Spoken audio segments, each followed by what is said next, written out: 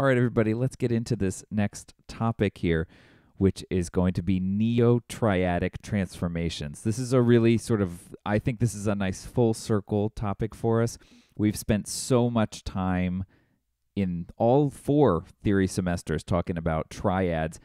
In the last couple sort of styles that we've studied here, we've gotten away from it a bit, but they're really back here, and this is a nice way to get a real clear window into one of the main ways that people think about triadic materials today.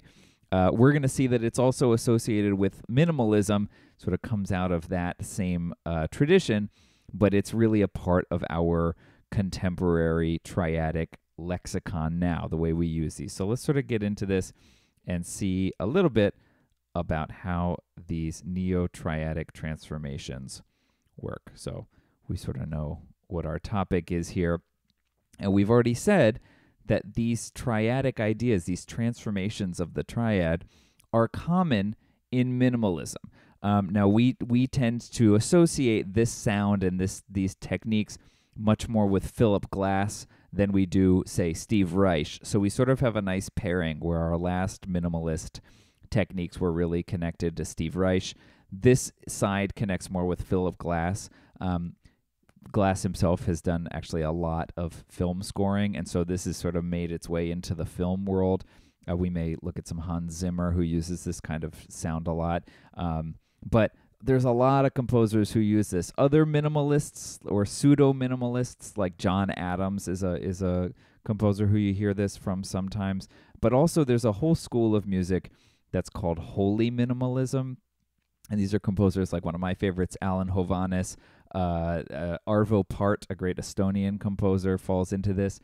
These composers tend to use these sounds as well. So it has sort of a wide range. For our purposes, we really want to see how it's connected with minimalism. And just like in our process-based minimalism, we found that the techniques which sort of go into the construction of the piece are also often the focus of the piece, right? In the processes of additive process and phasing in more traditional minimalism, the piece is really about exploring and exposing those processes, right? And the same thing we're going to see here, that the texture of the music is so triadic in nature, whether that's centered around really repeating a lot of triads a lot, and hearing their sort of transformations as they go. But we also often have these really, really lush, wide arpeggios. It's better when I don't make mistakes. Right? That's really one of the big sounds of this style, and I hope you can already especially hear the connection with film music. But that's really what we're talking about here. When we look at this, we really want to understand the different way that we're thinking of triads, right? Because triads and chords in general are something, as I mentioned, that we've studied and focused on quite a bit. So it's important for us to be able to make that turn and see why and how we're thinking of it differently. So usually when we think of triads, and when we've talked at length about triadic material, we've talked about them as being close to one another or related to one another in some way based on the key they're in or the function they play in a key, right? So we would say that the triad C major is closely related to F major because C is 5 of F, right? Things like that we talk about. We might even say that G minor is closely related to F major because we can do a 2, 5, 1 with G minor as the sort of helm of that 2, 5, 1. And so it's the key that they're in, it's the function inside of a key that gives triads relationship in the traditional way that we think about it. But here, what we're going to see is that we're focused much more on how close the notes inside of the triads are to one another. The sort of fancy word du jour that we get to learn about here is parsimonious voice leading. I almost said parsimonious voice leading. And so that's the main focus for how we understand triads to be close or related to one another.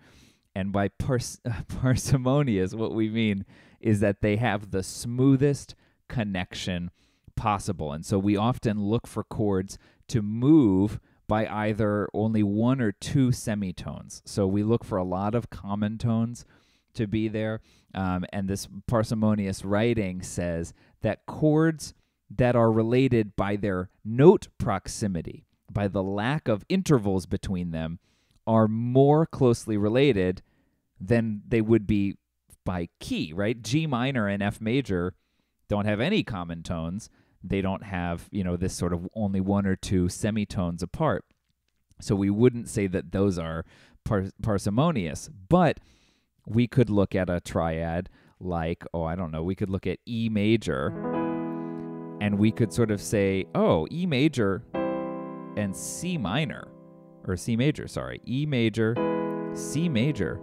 We could find ways to see those as more close in relationship based on parsimonious voice leading and based on the transformations of the triad, not based on the key or the function that they have. So in this style, we really want to focus on these relationships that come out of voice leading. Like, how can we move the notes?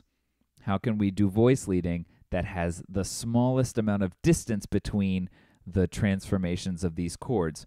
And so there's four main techniques, there's four main transformations that we want to focus on in this neo-triadic technique. And of course, as with all things, they get exciting and fun names and abbreviations. So we're going to be looking at P, L, R, and S transformations. And of course, we're going to know what they stand for. So we say P, what we mean is it's a parallel transformation. L stands for leading tone.